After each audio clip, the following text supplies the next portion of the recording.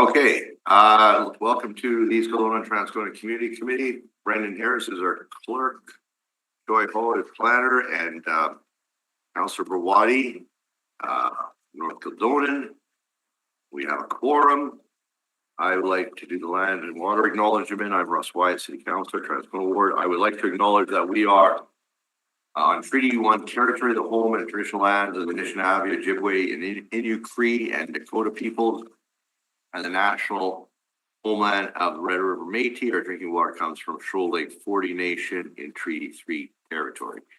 Councillor Brawadi, are there minutes to move from the last meetings? I think about September 22nd. September 2nd. So moved. September 2nd, I should say. All in favor? Opposed? Carried. I'd like to move the minutes of the Residents Advisory Group, the RAG. Did we get those? Yes. Sent them with the email including account balances history. Okay, thank you. So moved. All in favor? Opposed? Carried. We have delegations, I believe. Correct. We do. Our first delegation is Ray Long to be heard in support of plan approval for 1555 Regent Avenue West, Report 3, filed BAZ 273-1979. We have a copy of the file. You. Okay, go ahead, Ray. Thank you, Russ. I'm in front of you today to deal with plan approval for 1555 Regent Avenue. It's the infill proposed. You're gonna speak up, Ray. Sorry, can you hear me now? Yeah. The applications for plan approval apply to 1555 Regent Avenue. The proposed development is a 5,000 square feet bank financial institution pad, no drive-through, strictly a bank facility. I cannot disclose who is coming in, but the specific address on the previous application on another pad site talked about the public access to washroom facility. You gotta speak up still, Ray. Louder, sorry. This particular plan to address some of the comments from the previous pad development that we have done for Scotiabank. Public access to public washroom is incorporated as part of the plan, as we have consulted with the bank's architect from Toronto. This will be a 5,000 square feet, no variance is required. It's an infill project. We have additional parking available on the overall site. The required parking is 1,765 stalls. We totally, with the pad, we have 2167 parking stalls available. Other than that, I really don't have much more to present other than the.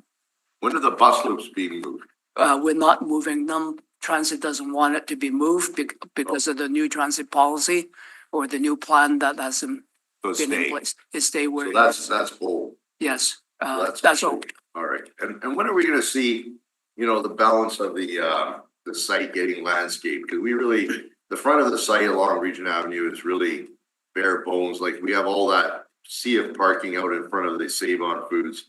When are we gonna see landscaping there, Ray? Because I want to get landscaping done there now. We have presented a master plan to you last time when we did the last plan approval for the mall renovation. Okay. That will fall into that whole entire project. We are going through DP right now, development I can't hear you, Ray. Yeah. We are going through a DP application right now for the mall expansion. Okay. And then subsequently we'll go into building permit process that will fall under that particular project For what period of time will this happen? in about 2 years. It's complicated because now we're dealing with the previous theater, which is a very unusual structure that we're dealing with. And the expansion of the food court and complete the wraparound, which was delayed by COVID back in 2020. I'm prepared to approve this today, subject to within the next 6 months that the whole front of the facility along Regent Avenue be subject to a landscape plan that comes forward to community committee. I want to do it within 6 months, by next year, starting the work.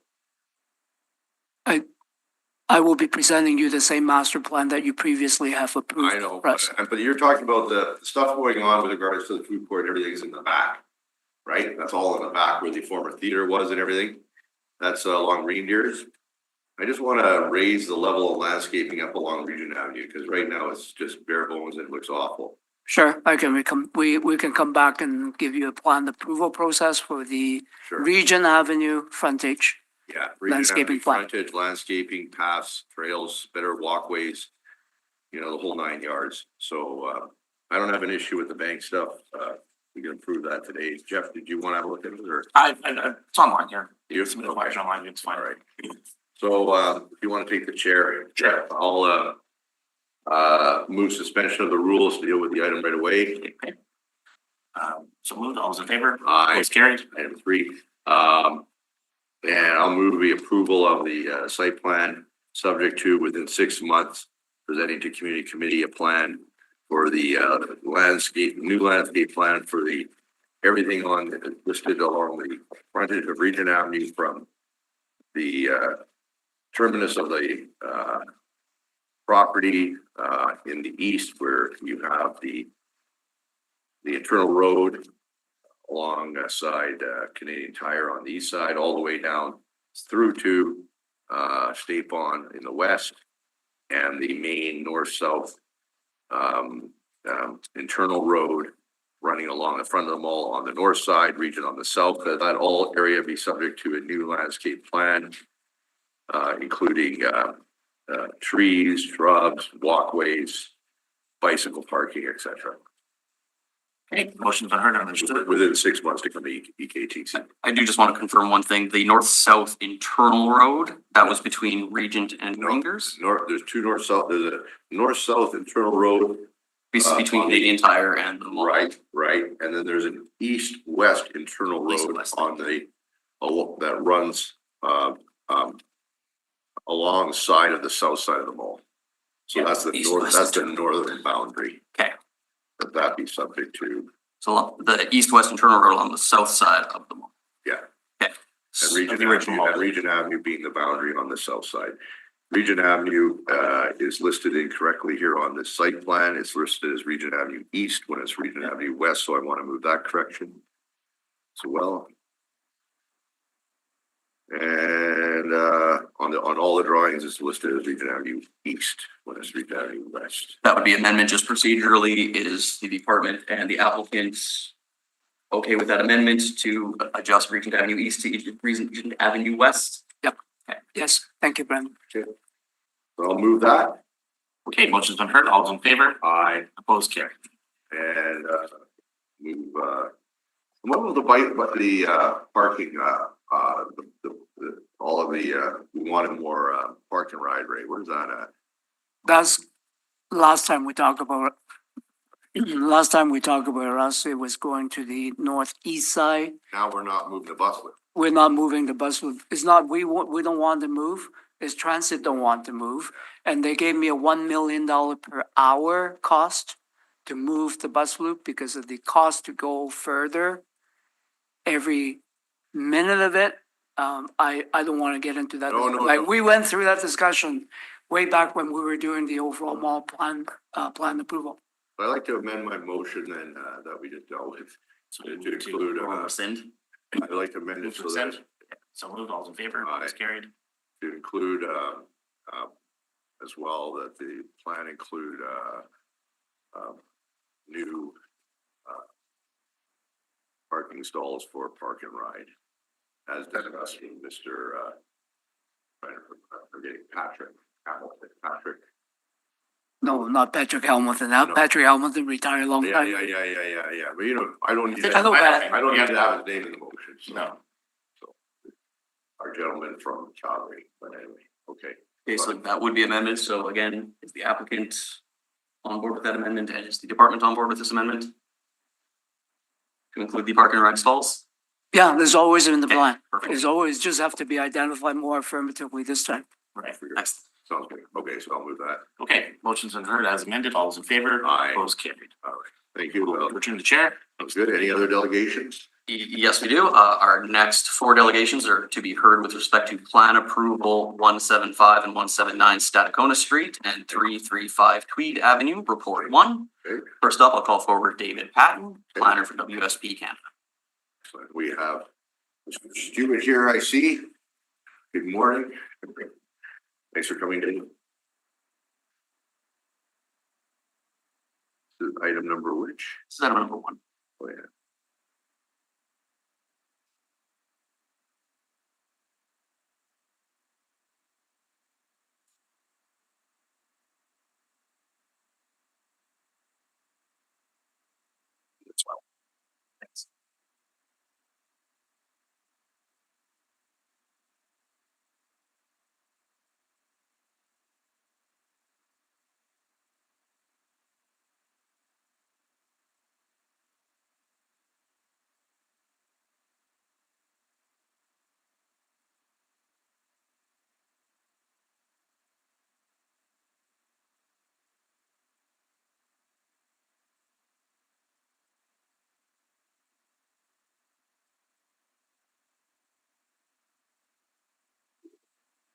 I have it propped. I can send you the application if you'd like.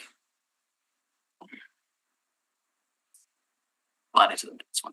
Yeah. But yeah, I have it all prepared.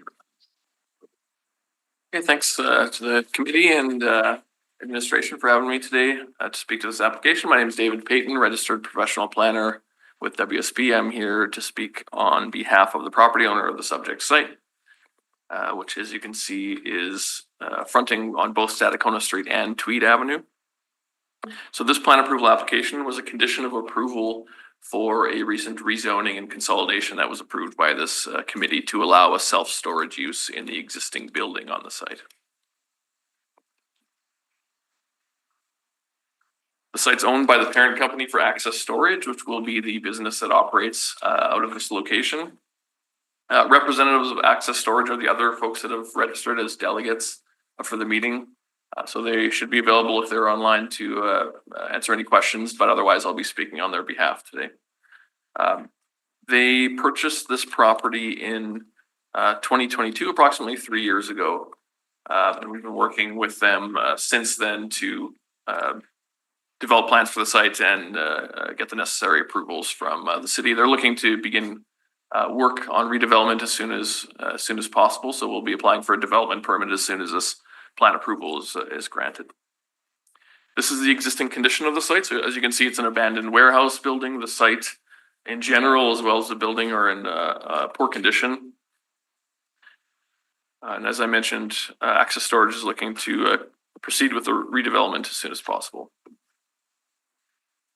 So the plan approval condition is specific to what should be reviewed by the committee. I'll briefly touch on each of these items today. I also wanted to reiterate the administration's position. As noted in the report, the plans demonstrate a high quality site design and building design that substantially improves the property, mitigates negative impacts for abutting land uses, and positively contributes to the visual aesthetics of the street and neighborhood. So in terms of buildings, there are no new buildings proposed. This is a redevelopment and improvement of the existing building, and specifically improvement of the facade, which, as you can see, is, and as I mentioned, not in great condition. So this would involve removal of the existing stucco and replacing it with a combination of cultural stone and insulated metal panels. Also wanted to point out that there is one sign being proposed on the site, and that's a wall sign on the south side of the building bearing the name of the company Access Storage.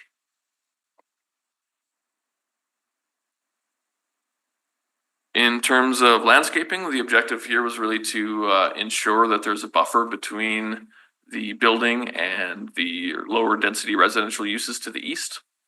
So there is a back lane along most of the east frontage, and then one property that's developed with a house that's directly adjacent. So in terms of the landscaping, there's a heavy amount of vegetation proposed along that eastern property line, as well as along the frontages of both Stadacona and Tweed Avenue. It significantly exceeds what's the minimum requirement under the zoning bylaw, which is 5 trees and 34 shrubs. We've proposed 16 trees and 97 shrubs. So again, a significant increase over the minimum. In terms of fencing, a new decorative wrought iron fence is proposed parallel to Tweed Avenue, set back to accommodate the landscaping. You can see that on the drawing here. And along that eastern property boundary, there's a 6-foot wooden opaque fence to replace the existing chain link.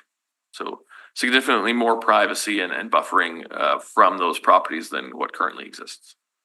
Did not show that in your elevation on the front. Like, it doesn't show that landscaping. Yeah, good point. So this is just to show the proposed facade design. But yeah, thanks for pointing that out. So this area will be landscaped, and this fence will be set back to accommodate that landscaping. So right now you can see in the existing condition, the fencing it's chain link fence. It goes right up to the sidewalk. This new fence would be a wrought iron fence set back to accommodate the new landscaping.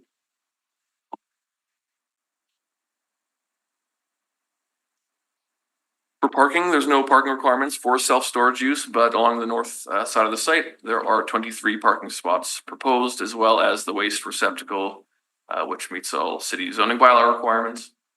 Waste removal will be contracted to a private removal company. There's also loading spaces along the east side of the building adjacent to the overhead doors for loading. In terms of access to the site, Stadacona Street will be the primary access. That will be controlled by a automatic code-activated vertical lift gate. The existing driveway from Tweed Avenue will be narrowed and will be restricted to emergency purposes only for vehicular access.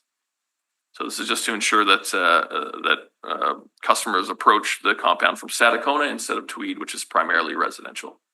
Extension of 2 bounds.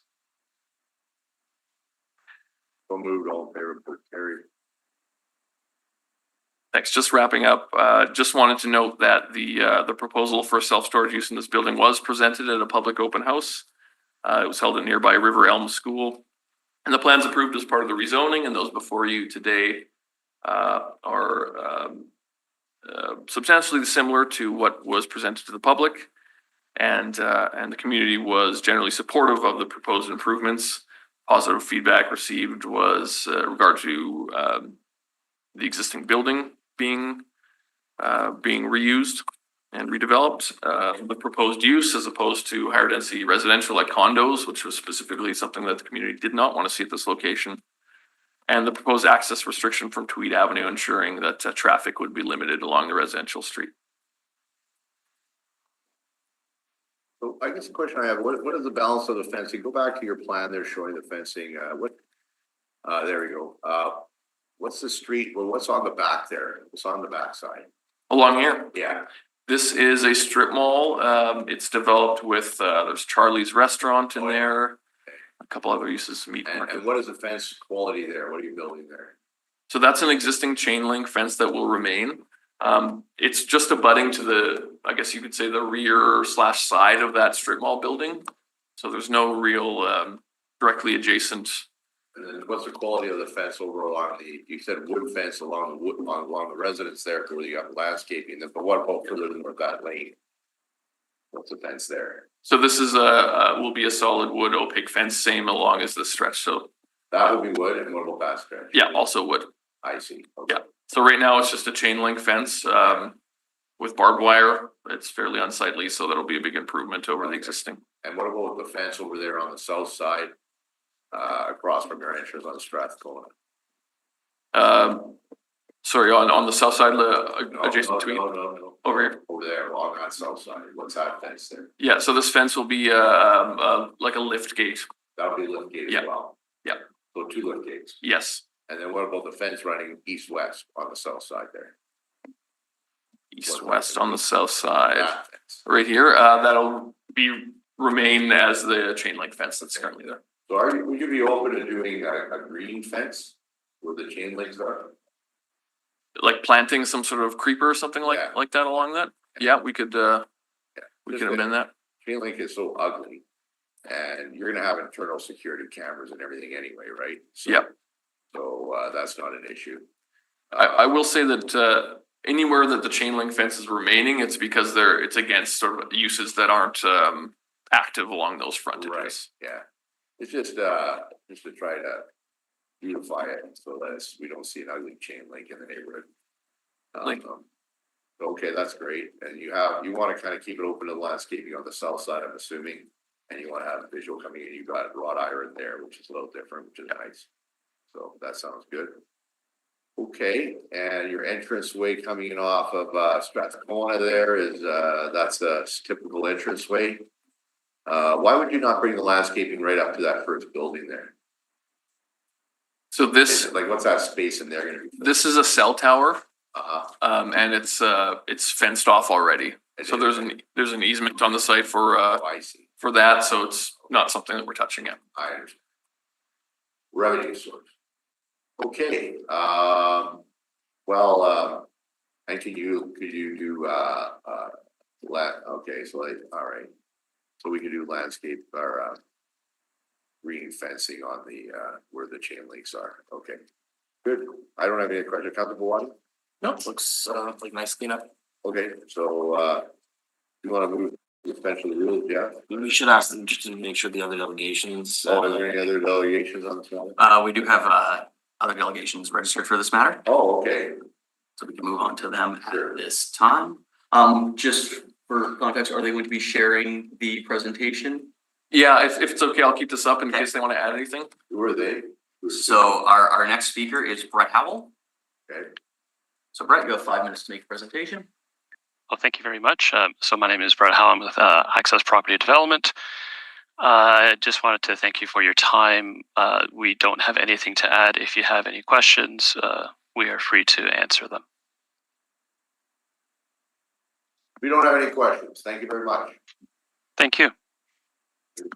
Other delegation? We also do have Ralph Dagner as well. Dagner, do you have anything with your dad? Hi, how's it going? Thank you for your time today. I just going to reiterate what Brett said. If you have any questions, I know you said you don't, but thank you for your time today. That's all. Yeah, you have any comment? No, I'm good. Thank you. Thank you. Thank you for coming. Yeah, thanks for attending. Anybody else? We did have an additional delegation, however, I'm not seeing them in the Zoom meeting today. Okay, So at this time, if we'd like to move suspension of the rules to hear the item. sure, Council Morning, what you chair. Sure. So move suspension of the rules to hear the item now, number one. All in favor? Close. Okay. We'll approve the item subject to wherever the chain link exists on the perimeter of the property, that it be, that a green fencing, Virginia creeper or something that it be planted and maintained for the purpose of, hopefully over a number of years, the look of the chain link will disappear. And the administration's on board with this? So all chain link fencing on the perimeter to be replaced with green fencing to be planted and maintained. Okay, motion's been heard. All's in favor? Opposed? Carried.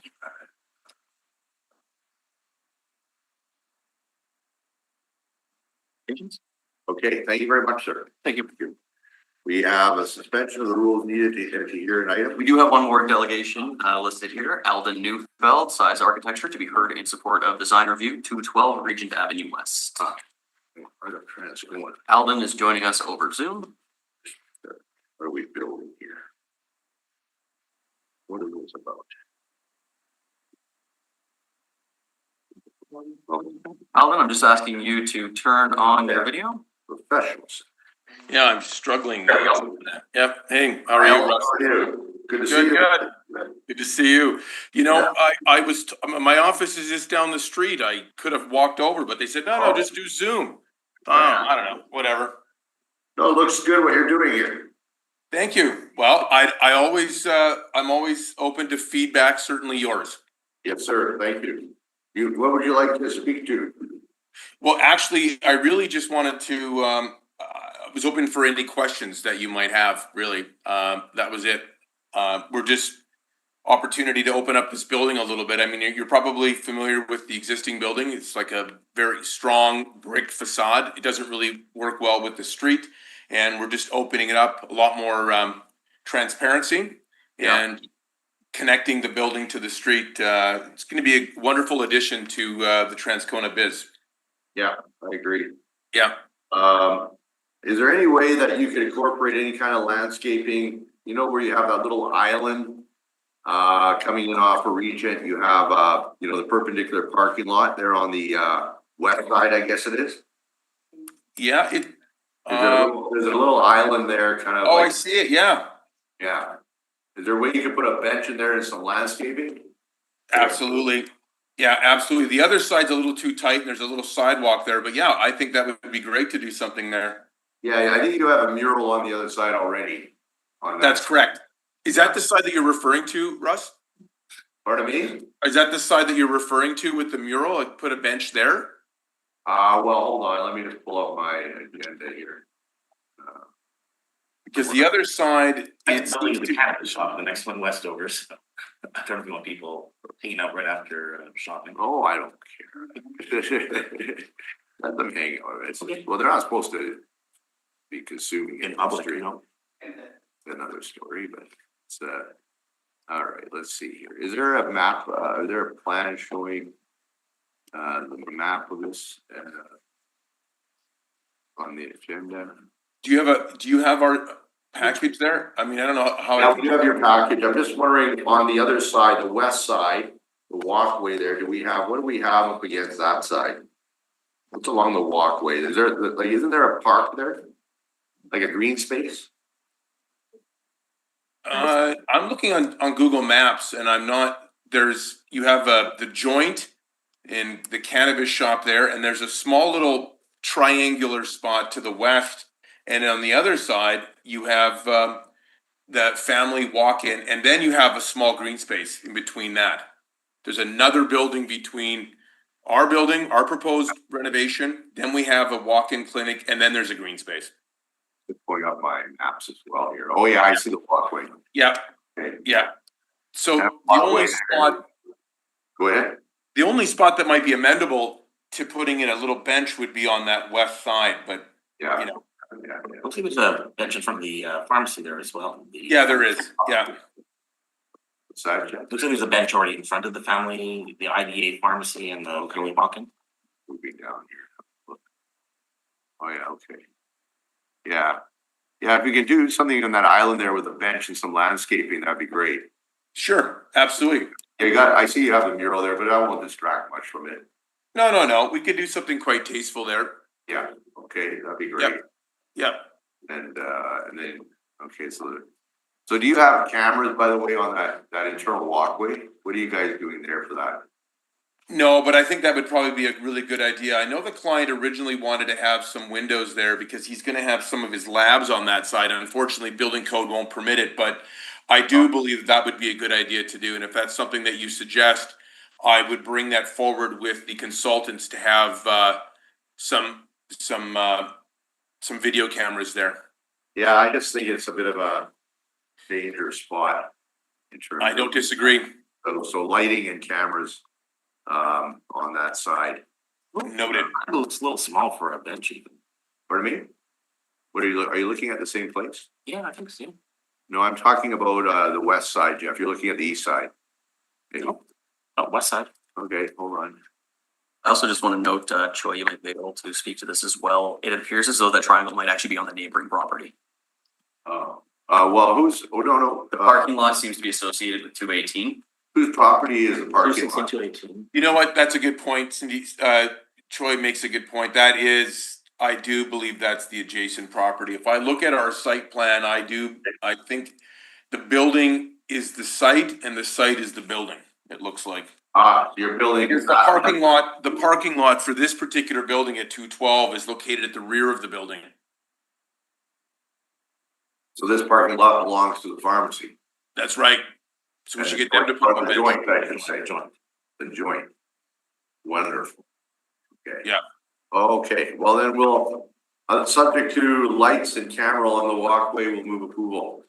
Thank you, based on your plan. And so the elevations that we have here, the color elevations is what the new look is gonna be? That is correct. Okay, sounds good. Okay, we're going to, Oh, we're done delegations, maybe just go to the agenda because it's the next item. okay, sounds good. I believe there may have been a suspension of the rules to hear an additional delegation though. Oh, is there?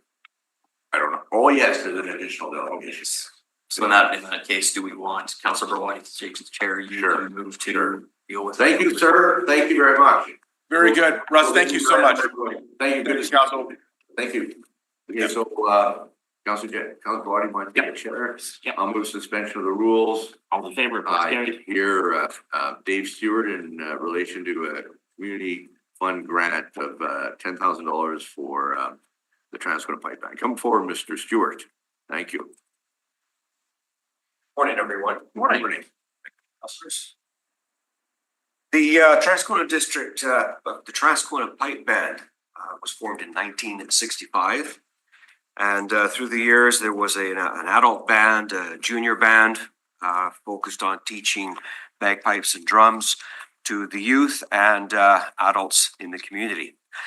Through the years, the band participated in events within the community representing Transcona and the greater city of Winnipeg.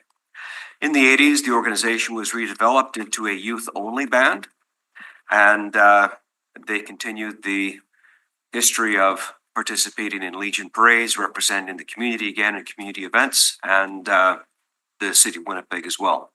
My wife and I are fortunate that all four of our children had their time with the band as well. Unfortunately, when COVID occurred and everybody went into lockdown, the band also had to, as other organizations, had to go into hiatus. Being a band that is constant flow of youth coming in, learning how to play the instruments, and those that have moved up become mentors for them, everybody just kind of went their separate ways. Kids either aged out or found other avenues of interest. With that, the parent executive as well kind of ceased to be. The band never did fully close, however, it just remained in hiatus. As I said, my kids have been through the band and my time had come and gone. But last year, myself and other members of Transcona leadership have made arrangements to bring the band back. A lot of paperwork, a lot of involvement in getting the organization back up. We're trying desperately to gain the students that we require. We're starting with a clean slate. As I mentioned earlier, there was always that core of peers that could assist, but we're starting with a clean slate. Right now, we have 2 students, and we're trying desperately every avenue of advertisement and promotion to get the band out there. These funds would certainly go allow us to get a wider reach to the community and try and gain the students necessary for it. Participation in the band for our youth builds life skills such as teamwork, accountability, leadership, confidence, and discipline, which can all improve academic and career prospects. You don't even have to be Scottish to join. We had a girl in the band, and her name was Chablowski. So it certainly promotes the Scottish music through bagpipes and drums. However, the organization is open to all youth, ages 8 to 16, and we trying what we can to try and, I feel like the Beatles, we're trying to get the band back. So with your approval, the funds can certainly go a long way in getting the word out. Good. I thank you for coming, Dave. I asked Dave to come here today to speak to this. There was a great article last Thursday in the Winnipeg Sun, I think it was, that did a really nice story on the band coming back. And is there anything else we can do to help outside of this grant? Like, is there any Posters? No, it's just it's always appreciative. It's always appreciative for the support the band has got, and Councillor White, you've always been supportive of the band over the years. And right now, it's the bodies that we need. It's the youth to find interest, and there are so many things available for the youth now. I mean, when my kids went through, there were certain things available at the school level and that. And before that, there wasn't much available. But now there's just so much available to the youth, and we're just trying to find our niche in the greater assortment of things that are available to them. I'm looking to have, every year I do kind of a fundraiser for the food bank around my birthday, which is December 21st. But we're looking at moving it up to November because get a bigger crowd, do it a weeknight, looking at a local church hall. Maybe it's a chance to promote the band and have them out and do some piping in the evening. Yeah. And we can do, because I'll send out an invite to so many thousands of people. And again, that was the benefit of having those older kids, because they could parade, they could play at events, right, as you suggested, and there might get 1 or 2 kids that might, hey, I want to do that. Right. But right now, we're just unable to do that, with the exception of 2 of our instructors that are playing pipes. Who are your instructors? Ross McMahon and Ryan Stewart. Ross McMahon. Why do I know that? I don't know. Ryan Stewart. Okay, I know Ryan Spurs. I know too. So that's great. And then you're practicing where? Tuesday nights at the Transcona Legion. They've been very supportive in allowing us to have our lessons at that location as well. All of the band's assets are in the basement of the Legion. So again, right, this contribution will certainly help in getting the uniforms out of the basement and into a little bit better territory for that type of asset. Yes. Great. You got some ideas around that. That's good. Well, if you need more, let us know. And then in terms of, I know we've talked about this. So back in the day, we set up through the Winnipeg Foundation, a foundational And when the bank collapsed, the foundation took back the fund. What's the status on that? I know you're talking about you have to reestablish the CRA credit or the CRA status with the Winnipeg Foundation. Correct. Peter Martin headed that, and the funds are still allocated in the band's name. Okay. However, in the current status of the band, we're unable to access the annual return on that. Okay. So as you indicated, through COVID, the band lapsed on its charitable status, and we're in the process of applying for a status. Do you have, like I've found in the past with those things, it's very helpful is to get legal assistance in terms of, contacting CRA and doing that. Somebody who's legally dealt with CRA. Certainly. Sometimes a lawyer helps with them. Is that something that you've contemplated at this point or not yet? Given the paper trail that will probably be required, that might be something we'll have to look into. So what I'm gonna do then, Dave, is when we approve your grant, we're gonna approve not 10,000, we'll approve 12,500 to give you $2,500 to possibly legal fees that might. Wonderful, wonderful. Thank you. Thank you so much. So, Cross okay. your T's and dot your I's. Oh, yeah, well, we might as well, do it all at once, right? Yes. Because if I recall right, there was significant funds. It was the foundational grant that we established. We did that dinner that kind of kicked it off. If I recall right, it was a few thousand a year coming in from the foundation every year automatically if based on those revenues that they had invested. Correct. On the principle of the foundational money. So, okay, thanks. Thank you. I'll move, while you're here, I'll move, I'll pass it to Chair to Councilor Waddy again. And move suspension of the rules to deal with the community fund grant. All's in favor of opposed carried. I just want to thank Mr. Stewart for coming and speaking to this and, hopefully, you can get some, attention to this through this attendance here today with, Mr.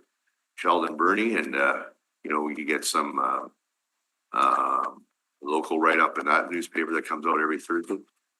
And as well, I'll move 12,500 for the purpose of deemed necessary by the band and to assist with the ongoing work, including the work to try to secure back the Winnipeg Foundation and the CRA, reestablishing the CRA variable charitable tax status, which the band. Thank you very much. So thank you very much for coming and thanks for all your work, Dave. And thank God you had 4 kids go through the band. I don't know what we do without you if you didn't have 4 kids going through the band. So It was an enjoyable experience and we hope other families can experience the same. well, I know George Lawrence will be smiling upon us right now for all the work that you're doing. Thanks very much. I Certainly appreciate it. Thank Peter as well, and all your entire team. Thank Dave, you. I know Jim Frater, Mr. Bouchard, all these guys all kind of pitched in. So thank you very much for all that work. So Correct. right on. Thank you. Thanks, Councilors. right on. So moved. Just procedurally, can we get a suspension of the rules for the new business item? Sure. So moved. Thank you. All's in favor, opposed Aye. carried. I'll move that motion. All's in favor, opposed Aye. carried. Thank you. Okay, now we're back to a regular delegation. We're item 2. Item 2. Okay, And if I understand the intent correctly, it was to concur in the recommendation of the Winnipeg Public Service with an amendment to ensure lighting and cameras are installed on the west side of the building. correct. Councilor Body, want to take the chair? The walkway would be on which side? Walkway's on the west side. So, Is it the walkway or the parking lot? well, I would say both sides. Let's put cameras and lighting on both sides. We should consult with the applicant because we did only discuss the one side at this point. I Okay. believe Councilor Brody was correct on Okay. the east side. Well, technically the parking lot is not his. It's just, I think it would be good for him to have camera there. I don't think he'd object to it. How would we get a hold of the applicant now? If we were willing to take a brief recess, I could Sure. certainly just Okay. make a quick phone call. Okay, so, what do you wish to move? I'll move, we take a break. So let's do Or go to the 4 other. and 5 real quick. First, Okay, sure. All right, so we'll move on then to, I'll take the chair back. Okay. We'll move on to item 4, per capita grant. Chalmers Neighborhood Renewal Corp. This is Councillor Schreier's ward. Right. I will note that this, there's insufficient balance to fund this through a per capita grant, so if the committee is looking to fund the full amount, it would be from the communities fund grant. Move that, Jeff. Are we still comfortable doing this, I think? I have think no so. issue with it. Okay, They do it every year. I'll move $4,000 from the communities fund, Elmwood East Caledonia Ward allocation with the per capita grant criteria. Okay, so move, all in favor? Aye. Opposed, carried. Item number 5, Glen Elm, they want community funding grant 500 to assist with the cankerworm banding. Okay, I'll move that as well. So moved, all in favor, opposed, carried. Jumping to an addendum report, Council Volume move suspension of the rules. Deal with this one. Yep. What is this about? Just a question? On the suspension of the rules? Oh, sorry, all in favor? Aye. Opposed, carried. Yeah, what is this? Yeah. And then we have this item now. What's the material attached to it? This is the Growing Together Organization annual field trip. You had requested that this be added to the. Oh, this is meat. Yes, that's right. This is interesting, Councilor Wadi. This is a group out of, not just my ward, it's, I went to the powwow, up at, in your ward, at the high school there this summer. And, anyway, it was like, I guess at the end of the school year, they had this powwow and, this group there does, stuff throughout the northeast Winnipeg, it sounds like. So they do stuff, field trips, and I'm just pointing out the item right here now. So it's on the agenda, is it? Yes, it's under the addendum reports. Okay. Where? Other material? No. Oh, okay. This was all I was provided with. Oh, really? There was no email? No. Really? Yes. Oh, okay. Well, I'll lay the matter over. Okay, yeah, that sounds good. Okay, there's information on it. Okay, so that's Councilor Barwadi in the chair and Okay. I'll move the matter be laid over. They did the field trip already, Okay. but You know, already they're basically they're green, they do community gardening and stuff and, they were selling tomatoes at the, all right. and they're all seniors and students and they do stuff with seniors and Okay. students and they're mostly in your ward and Councilor Schreier's ward. Okay. Anyway, I bought tomatoes. Get some more details if we get it. Sure. Okay. Okay. So we'll move that, lay that over to the next meeting. All in favor? Aye. Opposed, carried. Okay. Give the chair back and I'll say we go into recess. Yeah. Okay. So moved. Aye. Aye. All in favor, opposed, carried. Okay. Okay, I'd like to welcome everybody back to the East Kelowna Transcona Community meeting. We were dealing with item number 2. We got to go back to that item. Okay. Where was that drawing go? You have it. You grabbed it from me, eh? Okay, thank you. All right, so we understand that the applicant is amenable to having lighting and cameras on both sides of the building. So Councilor Wadi, you want to take the chair?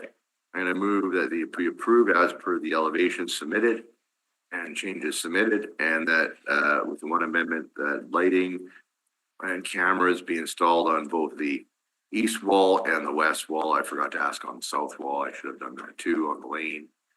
I'm going to move that as well. Subject to the applicant agree. Okay. Okay. All in favor? Aye. Opposed, carried. So. Done, and we're now back to the agenda. We need to move suspension of the rules to deal with the St. Boniface item. Oh, okay. Could you move that for me, Councilor? On suspension of rules? Alright, and this is a letter, Councilor White, thank you for meeting briefly with Shelley Glover, taking it to St. Boniface Museum. We have been closed for major repairs since June of 2024 and are risk of missing our 175th anniversary of 2026 if we do not get some assistance from the city urgently to reopen. I, as president of the board, would like the opportunity to bring this urgent issue to your committee's attention. He means property development, which is municipal accommodations. For consider me allowing to speak. I have prepared a statement that should take about 8 minutes. Your board committee, the board would be truly thankful for the committee to hear us on this matter. So this is Serge Falcon, who is president of the board of directors of the Musée St. Boniface. Okay, so if you would like to move this to be sent to P&D, because of this municipal accommodations, they're the ones who are supposed to oversee. Sure, I'll take the chair, you can move that. Sure, I'll move that then. Okay. And if the clerk could be in touch with them, just let them know when the next P&D meeting is. just for clarity, what exactly are we moving? So we're moving that to St. Boniface Museum. And that ongoing closure of the St. Boniface Museum be considered at the Standing Policy Committee of Property Development. This is you could add to the motion, this is a City of Winnipeg museum. And the asset being the building is owned by the City of Winnipeg.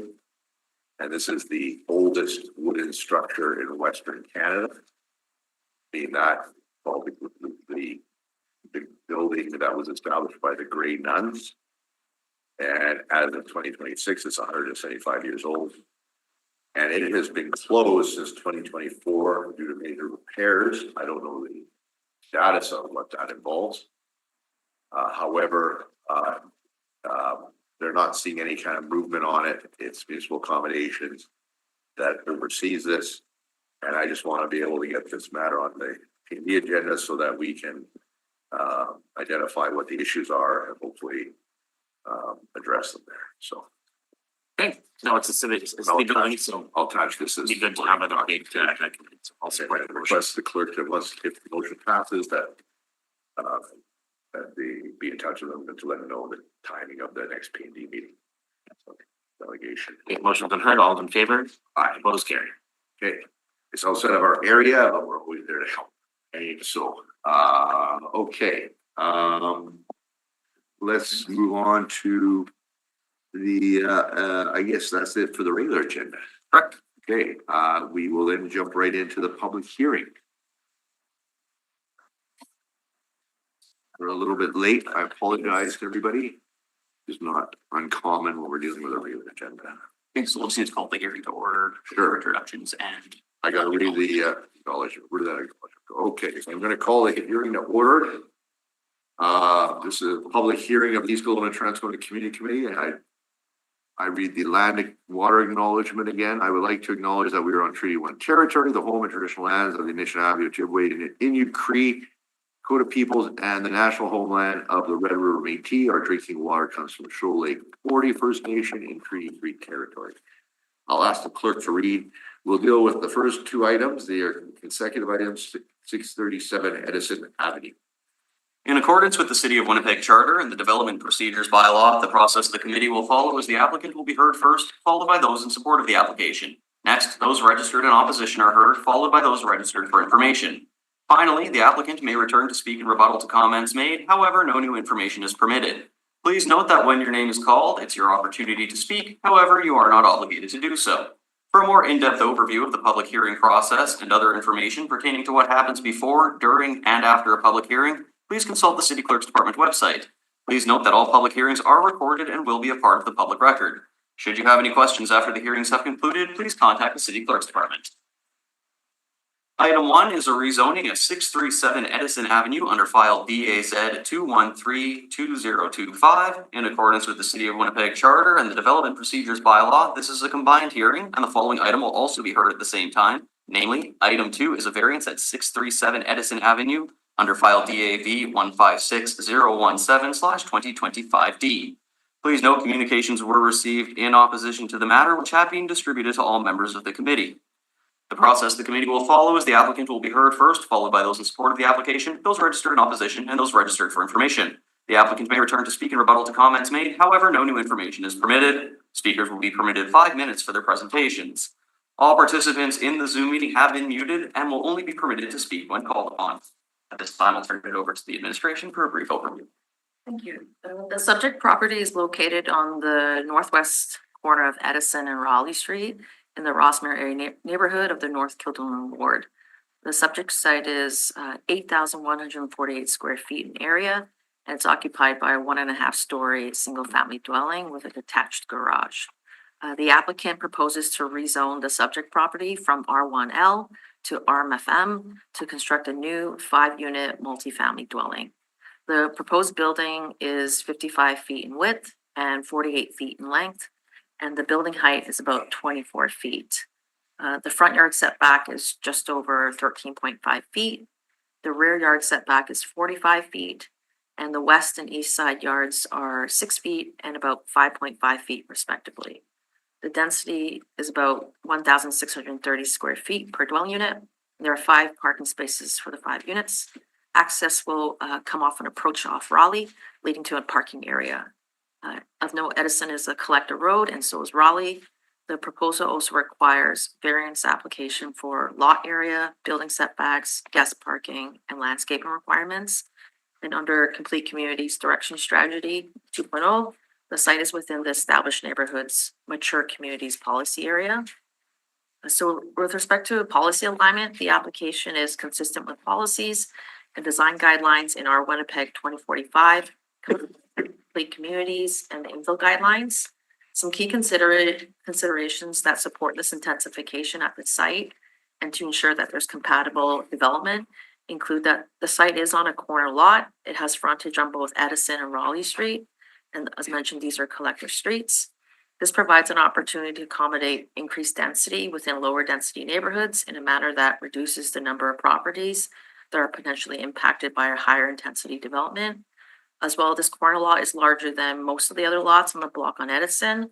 The lot's about 2,500 square feet or larger than typical lots on the block. For a little guy. What do you think about it? Yeah. Sorry for us.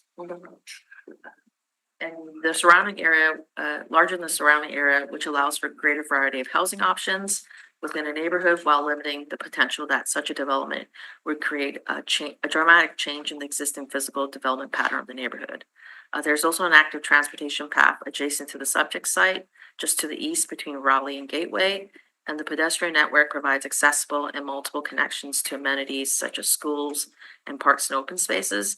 And the site is flanking Raleigh Gateway again, where there's a high frequency transit to connect to downtown, as well as any local and regional amenities and services. Finally, there's also water and waste confirmation that there is adequate servicing to support this 5-unit proposal. So the Public Service recommends approval with conditions on the rezoning application and approval in part for the associated variance. Our recommended conditions on the rezoning include a plan approval, a height cap of 35 feet, and a dwelling unit cap of 5 units. And we are recommending approval of the variances for lot area, building setbacks, and the one guest park and no assigned guest parking of 1 space. However, we don't support the insufficient street edge and no building landscaping variances, as we believe these can be accommodated or met with an improved site plan. Overall, we believe the proposed scale, residential intensity, and design introduces a compatible new development for the corner lot on this block and in the neighborhood. That concludes my summary. Okay, we've heard any questions of the Public Service at this time?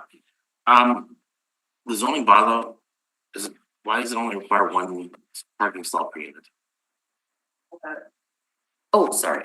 Yeah, it's 1-to-1 in mature communities now. Yeah. I just thought it was 1.5. Recent communities.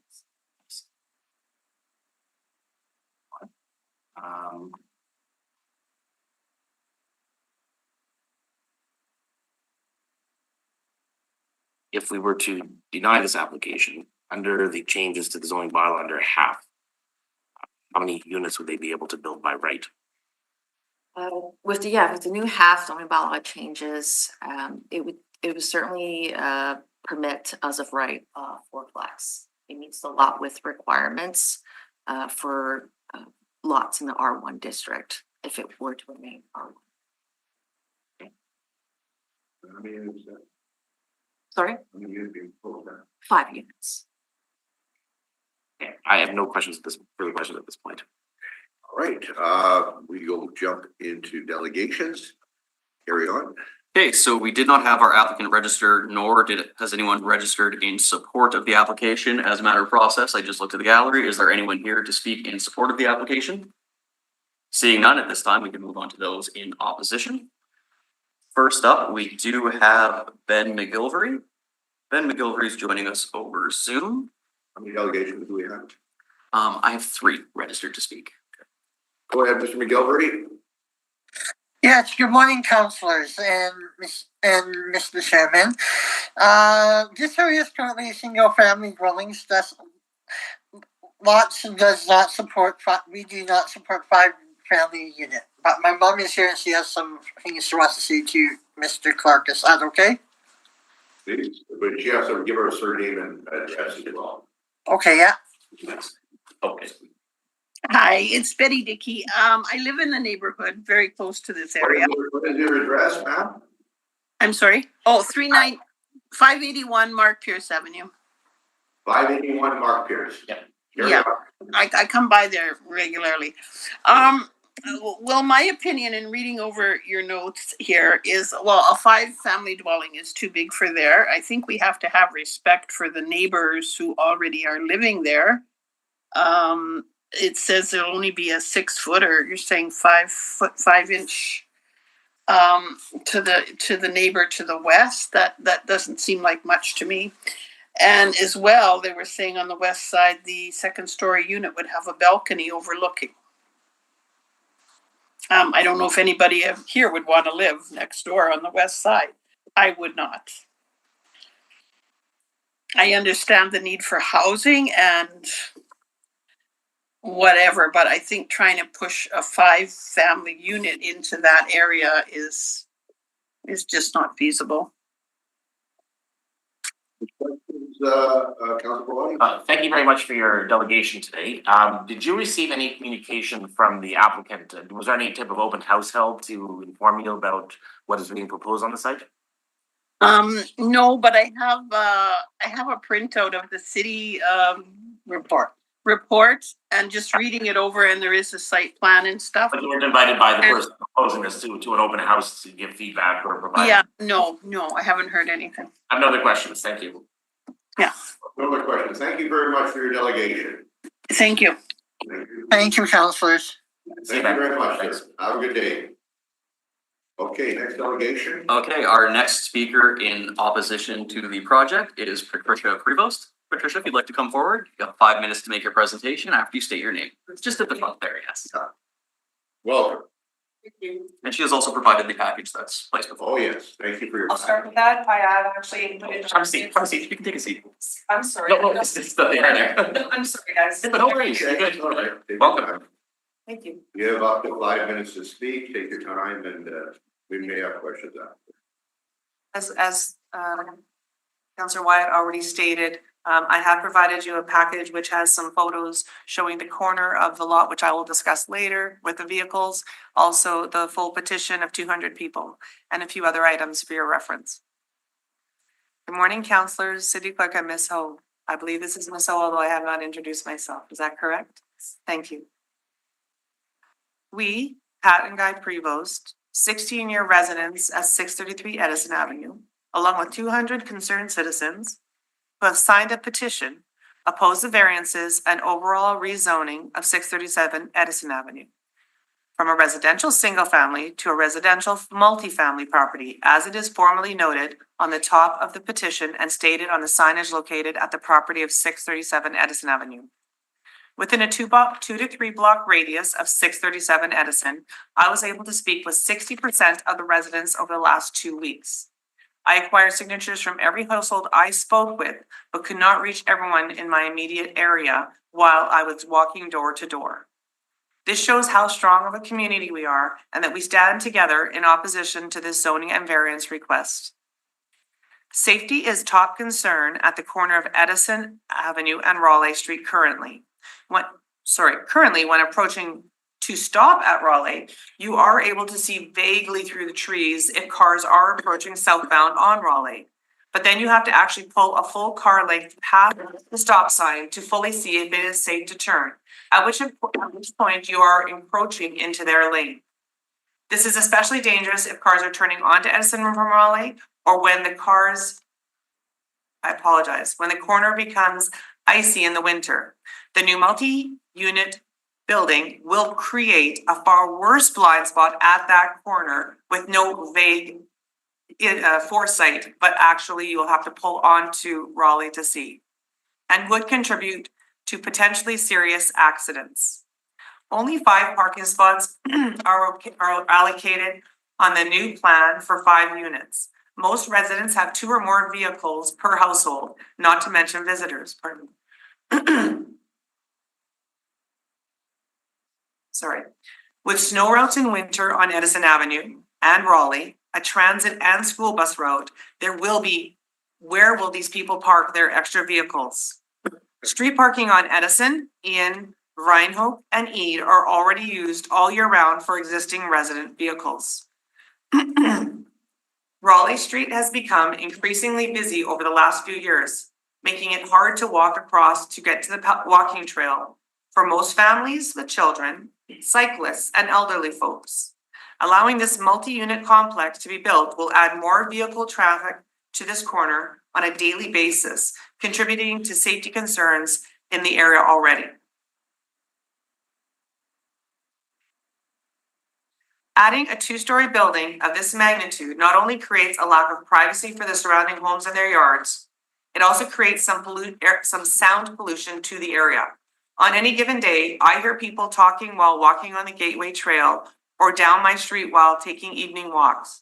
The sound of people conversing travels easily in our area. It is a quiet and peaceful area.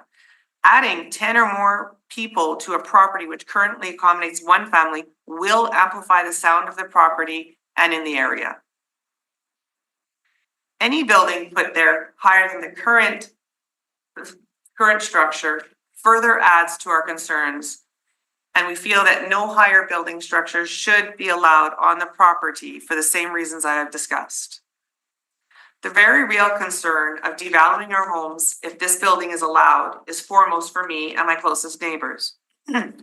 I have consulted with a few realtors, and I am aware that the property could be that our properties, mine and my close neighbors, could be devalued by $10,000 to $20,000 because of the proposed neighboring structure, as well as resale of homes even a few blocks away can be affected because we are no longer the desirable single-family area that we all fell in love with when we bought here. David Phillips has already listed the property for sale, available for the winter of 2026, 134 days before today, and zoning has not been approved as of yet. As I was gathering deeper information regarding the new property with a few realtors, it was listed that information that they could see. It was listed in the realtor's files under commercial and not condo, as my friend was trying to search for the address. Though David Phillips has requested residential zoning change, this opens a bigger concern if he is hoping for the possibility of a commercial option. We'll move 2 minutes. All in favor, please carry. Sorry. You got 5 minutes, we're giving you 2 additional minutes right now. Thank you. When construction begins for any new structure, since David has already advised which company will develop the new property, has further consideration been noted as to whether piles will be drilled or pounded, which can cause serious unnecessary damage to our homes. I think that before permits are granted, that all consideration is taken to protect the existing homes and high standards that should be given to build as needed to prevent damage to our foundation and property, even if this adds an expense to the builder. If I am unsuccessful in keeping 637 Edison a family property, please take serious consideration for only allowing a 2-unit residential property on this home on this property. This would be more in line with a few of the homes in the area, as other residents have also felt. It would also allow for adequate parking on the property. Lastly, when the new property is built, I expect the developer to build a full-height privacy fence to the extent of the property at their cost. This would cover the 2 properties on the north and east side of the property, both mine and 156 Rhinehope. Thank you for your time and consideration. So just to understand, you're the neighbor immediately to the west of this Correct. property, immediately to the west. Yes. Did the applicant ever come and talk to you about their proposed plans for the site? No. Nothing at all? No. It's not that they tried to contact you and you ignored them, or? No. Can I speak further to that? Sure. There are 2 rental families that have lived there in the last 2 years since he's owned it. I never knew who the person who owned it, the broker. And when I would ask the people, they gave me his name. It's the only reason I knew who he was. And I'm aware from a document you have with the sale of on the MLS listing of it being Phillips. Okay. That is the only information I have, and from one rental person who told me who their landlord is. Actually, the administrative report has a different owner's name. I'm sorry that that's the information I was given, so. Yeah. It's on the public record here. It says the owner is Zusong Hu. That is not the name I was given by the people who lived there, who I became friends with, as well as the current rental people who are very kind. Oh, very good. I have no other questions right now. Okay, no other questions. I don't have any other delegate. We have to move on to the next delegation, but thank you very much for speaking. Thank you. Thank you. Okay, our next speaker in opposition to the application is Kaylee McIntosh. Kaylee's joining us via Zoom, and I'm just asking you to unmute and turn on your video. Are you there? Yes, I am here. I am at work, so I apologize if I'll need to leave acutely. I had submitted a letter. What is your address? My address is 612 River Grove Drive. Okay, carry on. You have 5 minutes to speak. It has stopped working. Help, Marina. Help, help, help. Oh, hear you now. You're good. You're good. We can hear you and see you. Now we can't hear you. We cannot hear you. Cannot hear me. Oh, there you go. Now we can. Now we can Yeah. hear you. You can hear me? Okay. And we can see you. Carry on. Okay. Yeah. I live at 612 River Grove Drive. Very good. Carry on.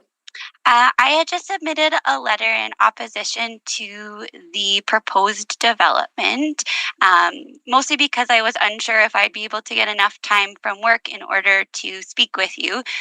Do you have the letter? If you have any questions, I'm happy to answer it, or I can give you a quick rundown from what I remember in my head. Go ahead. Pardon me? Go ahead with your rundown. So basically my opposition was, I felt it was too large of a building for the area. The Edison and Raleigh intersection is busy and sloped, so how close they want to set the building to the edge of Edison really will obstruct the view. And it's a 60-kilometer-an-hour traffic that's coming that has no red light, so there's never a natural break in traffic. That was one of my major concerns. The other one was parking. I understand that a 1 stall per unit is the appropriate city planning policy, but the price point at which these rental units would be, and the fact that they're 2 to 3 bedrooms, statistically, the renters would have more than 1 car, at least 1 or 2 of them, and there's already quite a challenge with parking on Edison Avenue. We've had a number of more infills along there that don't have sufficient. And one of our big problems is in the winter, there isn't anywhere to put these cars. So people leave them despite the overnight parking bans. And I don't know if there's too many to tow or what reason, but they're not towed. So we end up with big ice ridges. So that throws your car, but you should be able to have 1 car going in each direction. And you often can't because the ice roads are too big, and it's hard to weave in and out because now you have full blocks of cars parking. What else was my concerns? I think those are kind of major concerns, is the parking, and then also because Edison is the snow route and a major bus route, it's challenging for the bus to go even now. So currently there's a bus stop in front of the house on Raleigh Street. You could park 1 car in front of it and 1 to 2 behind it. And if you watch the bus trying to weave in and out currently like that, it's a really big safety concern for me. And I really want any type of additional housing to really add to the community and make us part of the community. And I'm concerned that it's just going to be something that frustrates residents and doesn't provide a positive community spirit, because we have this area that has no yard, no green space. It's a 1960s area where front yards are one of the reasons people buy these buildings, so that they can interact with their neighbors. It increases safety. And while I was doing my research, I noted that West St. Paul is requiring some of their new developments to have porches and certain size front yards to increase safety because of problems that they've experienced. So that's all I can remember off the top of my head. I apologize, but my letter is there if you'd like to review. Thank you so much. Appreciate your delegation today. Thank you. Any questions at this time? No, I'm good. Sorry, you mentioned you live on River Drive, but do you have family members that live right here? Is that the? Yes, my parents live on DeGraff, which is off of that area. Do you know if your parents received any notification from the applicant about the proposed rezoning? No, they didn't. There was nothing via like mail or anything. I was actually surprised because I saw it for sale in Realtor a couple months ago, and I looked back through the city zoning to find if it had ever been applied for, and I never found anything. So when I found this on the street just by chance, I was quite surprised, and I went back onto Realtor and found that it is in fact for sale without any rezoning, which I was disappointed about because I just thought it would be at least nice that they should contact the immediate neighbors, because it would definitely devalue the property. Is like I've only recently moved to River Grove, and I would definitely not have chosen to live beside a building that was, able to look into my backyard. Understood. Thank you so much. You're welcome.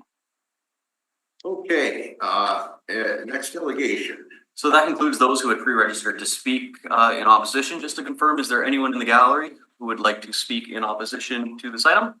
Or be registered to be against it without having to speak, you can do that too. You've already submitted something. Yes, sir. You wish to speak, sir, or do you want to just register in opposition? Yeah, just register in opposition. Very good, sir. What is your name? Bill Chilton. Okay, we'll get you a form to fill out. All right. Right there, the gentleman, if you can fill that out and perfect, I give it to the clerk so we can have you on the record. All right. Thank you, sir. Anybody else? Okay, so we don't have anyone else registered to speak. I'll also ask, is there anyone here to speak for information on the item? Seeing none, we can go to questions for the administration. Right now, are they using, do they have an architect on a file that they're using for this building, or are they using an architectural technician? They were using applicant as well as Home Sketch Is Incorporation. that an architect or is that an architectural technician? I'm not 100% sure. Sounds like an architectural technician. I have never heard of that architectural firm. So they don't have an architect, they don't have an architect's on file, so effectively, and they've not, and did the planning department indicate to them to have any kind of open house or community consultation? Looking at previous communications, I can quickly scan, but I'm not seeing, we typically recommend public consultation. I'm just looking through the communications with previous partner. I see. But we're not sure whether we recommended open house or not. And I guess the other thing is, my third question is, was the applicant aware that today was the hearing date? They would be aware, yes. Okay. Now, do you have any questions of the administration? No, I think I'm ready here. Okay, well, we don't have the applicant to speak to it again a second time. What are your thoughts on this, Jeff? What do you want to? I'm gonna move ahead with this motion here. I'm gonna move that the report of the Winnipeg Public Service be taken as read. Okay, all in favor, opposed, carried. I move that the receipt of public representations be concluded. All in favor, opposed, carried. I move that the recommendation of the Winnipeg Public Service not be concurred and forwarded to the Standing Policy Committee on Property and Development. Can I make a recommendation? Can we lay this over? And urge and reestablish contact with the applicant? Because I'm hesitant to at least if we turn something over when the applicant's not here. And I don't know what's going on. Maybe they had a family issue or something. Yeah. I just, I want to give the benefit of the doubt. They're paying top-notch fees to the city. And it's not cheap to file an application these days, 20,000 plus. I mean, I guess my concern is, a number of things. It's fairly common before an application is made that somebody who's planning a fairly substantial change to neighborhood would reach out to the area councillor. They would do community consultations.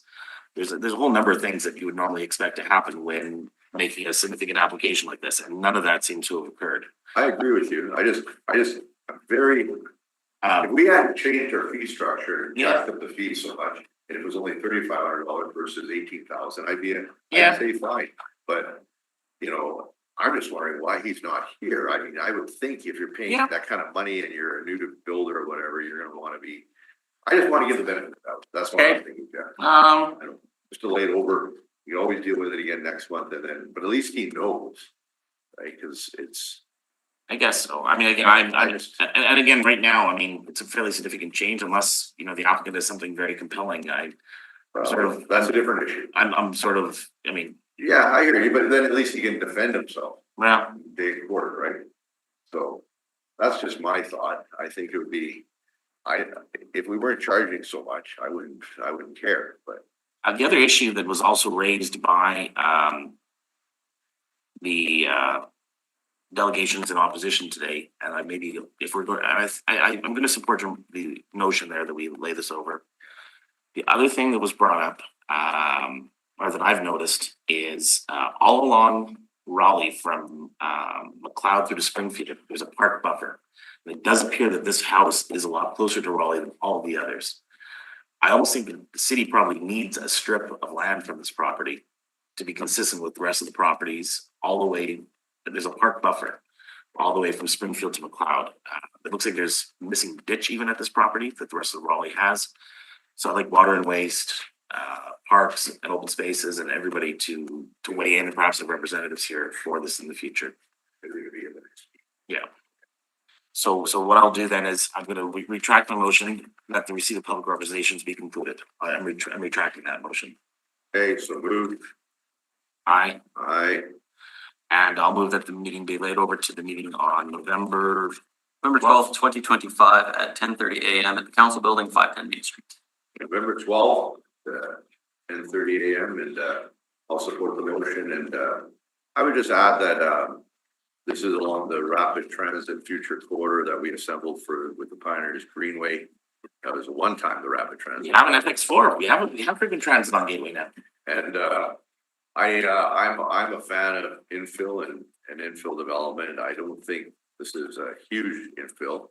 I hear what the residents are saying. The biggest concern I have is the fact that there was no public consultation. And the other concern I have is whether or not an architect was brought to the table here to ensure for proper elevations and guidelines are followed so that the building's quality. I don't buy the argument that this is going to raise lower property values. If it's done right, it will raise property values. It'll do the opposite. That is not what has been shown throughout our city when we do infill. As long as we approve a property that is quality in terms of its development. If it comes up and looks like junk, then yeah, it will lower property values.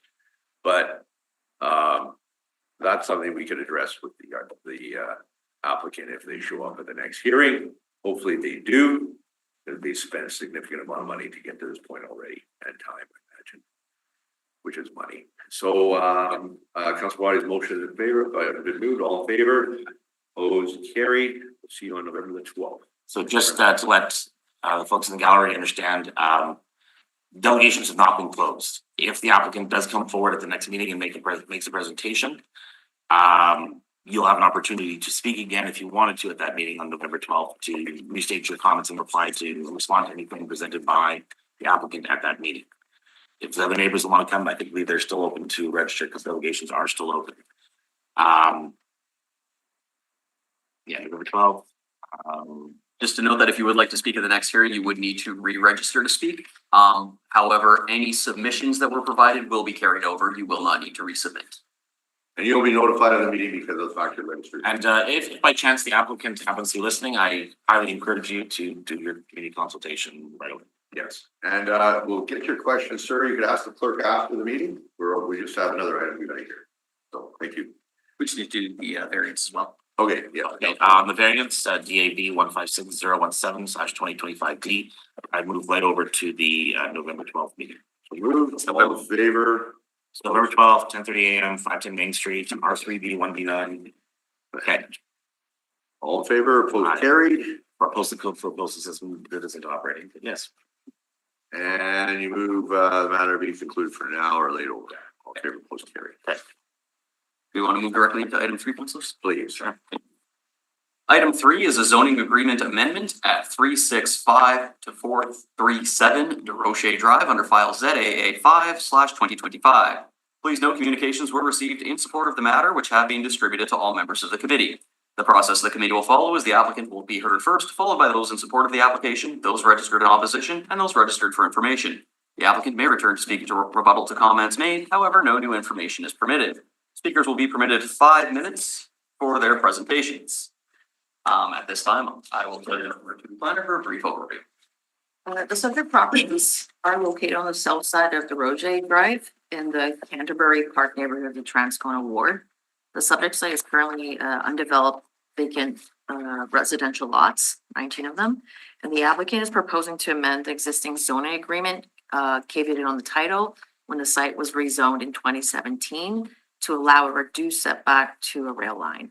The current zoning agreement states that for lots 41 to 59 on the owner's land, provide a setback of no less than 29 meters between the railway land and any habitable room or living space within a building located on the lot. The zoning agreement amendment would replace that clause with the following.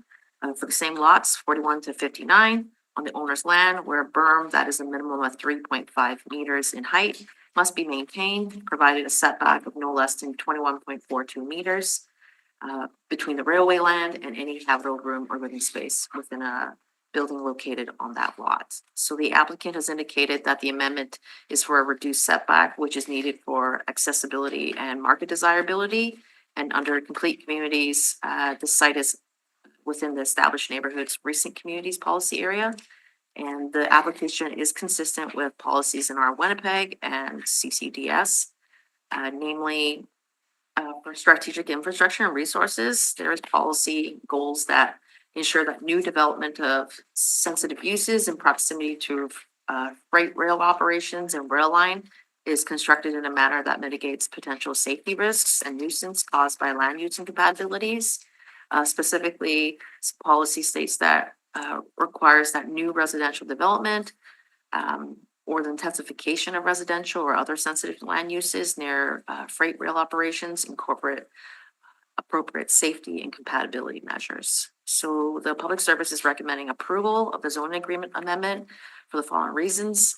The amendment encourages a housing type that enables aging in place, and the reduced setback still incorporates appropriate safety and compatibility measures for new residential development in proximity to a rail line. That concludes my summary. Happy to answer any questions. Okay, so just a question on this, I ran into this further down on the this is the Reddit subdivision rail line. We approved a housing development called Paul Martin Drive on the west side of Plessy Road. It runs off a street called Robson. Residents, Atwood. Residents on Robson, residents on Atwood, which is just a little bit further to the west. Residents on Paul Martin recently fought at the level of the federal government, the highway, the transportation board, and succeeded in getting the National Transport Board of Canada to require the CN Rail to install a large sound attenuation, because what's happening is railways running their trains there incessantly back and forth with their engines running and the noise. We have the same phenomenon here. This is a site which right now the railway parks their train on the west side of Ravenhurst. They have a fueling depot there. They bring in their diesel trucks to refuel the diesel engines. And then the train goes out heading east typically. And at that point, and it's slow, it's noisy. What sort of recourse is there in the event that, let's say down the road in the future, residents decide to fight this and get, I tried to help the residents at the time when I was on council before. I got into trouble because I released information that was met with the railway boards. They tried to sue me in fact with traffic signal. And anyway, which I did anyway. But I support something like this if there's a way we can have a clause saying that in the event in the future that the city of Winnipeg, if in the event residents petition the National Transportation Agency of Canada, that the city of Winnipeg be on the record in support of their efforts. And that it's not just a lowly city councilor out there by himself or herself trying to help them out. that it would be a letter of support. And this is a cost that is not borne by the city did not pay for that wall. The wall that was installed is a massive wall now, all along the rail line from basically Plessy Road running, on the north side of the rail track from Plessy Road running all the way down, I'd say 300 meters, 200 meters. I just want something on the record that the city would be supportive of the residents' efforts if they have to go to the transportation board. There is one challenge on that aspect in that approval can't be conditional on actions of the city potentially taking place on the future. No, it's not the city, it's residents. But the city's support would be an action. Cities would support efforts by residents. Oh, I see what you're saying. Yeah. So we can't do that. For example, the applicant can't be held responsible for future actions of the city in the event of several things taking place. No, it's not actions of the city, it's actions of residents in the area. But the city would have to express support, meaning the city would be Yeah, in the responsible to event- take action. The only thing the city would be requested if we send a letter of support to the transportation board in support of their efforts. But that condition can't be placed on an application No, why not? because the applicant can't fulfill that or be held responsible to fulfill that. Well, the applicant can, but why can't the city? We put obligations on the city all the time on applications. In some respects, yes, those are typically well established in process. This would be outside of the normal, would essentially place a Well, I'd like- condition on the applicant, on the application, dependent on future actions of the city. Well, let's get legal opinion on this. Get legal. Bring them over. So as a community committee, we cannot go in camera. I could certainly take a recess to consult. Yeah, let's get legal. I want legal opinion. Okay, take a recess. Yeah, so Councilman Wadi, can you move recess? We get a hold of legal so they can come over. So all in favor, please carry. Thank you. Okay, we're back to the public hearing regarding item number 3, zoning agreement amendment at 365 437 DeRoche Drive, which is to reduce setback on the rail line. We requested support from legal. We have not heard back. I intend to probably, I'll be moving something in the standing committee regarding city policy, I think, on this item with regards to residents making appeals to the Transportation Board of Canada in terms of, as long as there's not a liability to the city, to be on the record in support of any kind of effort to address any kind of noise attenuation issues relating to the operation of rail lines in the city, which is, it's a good thing when the railways are busy, a sign of the economy is strong. So, okay. Where were you at, Mr. Clerk? We were just on questions for the administration. Right. Any other questions on the administration? I don't have any. We'll jump into delegations. Yeah, we can move on to those in support of the appeal. We'll start with our applicant, Jackie Wilkie. I do not have any questions. The application, yeah, appeal. Habits. Yeah. In support of the application. I don't have any questions. Yes. I'm fine. I'm ready to report. It seems in order. Sir? I don't have any questions. Councilor Wadi? No? Okay. I'd like to thank the applicant for coming and thank the applicant for his ongoing support to build the green space to the north of this, namely the dog park, off-leash dog park, the 3 pickleball courts and basketball court, as well as sitting areas and pathways which will serve this area. So thank you very much. Appreciate that. I hope that project gets moving as soon as possible. So thank you. There's supposed to be a sign going up there. Where's the status on that sign? It's, I know that we've done a couple of drafts of it, so I know that it's being reviewed, yeah. Wonderful. Thank you. Okay, any other delegations and so forth? We do also have Michael Dixon, who is registered to speak. Showing pictures for me. Okay. He is gone. And anybody, I guess we'll go to the electrical and vote. Anybody else? For the record, I'll just state there's no one in the gallery to speak in support, or additionally to speak in support of the application. There's no one in the gallery to speak in opposition or for information on the application. Okay, we'll jump back. The applicant, I don't think has anything else to add at this time. Okay. Councilor Wadi, if you want to take the chair. Right. I'm going to move that public service report be taken as read. All those in favor? I move that public representations be concluded. All those in favor? Opposed, carried. I'll move that the Winnipeg Public Service be concurred in. and forwarded to the Executive Policy Committee via the priority rezoning process in light of nobody here in opposition. Right, all those in favor? Aye. Opposed, carried. Supporting reasons is that the public service is in favor. There's still gonna be a berm and a sound attenuation fence built on the back of the property to deal with landscaping and sight and sound. But in light of the public services support of this, I'll be supporting the application. Okay, motion so moved. All those in favor?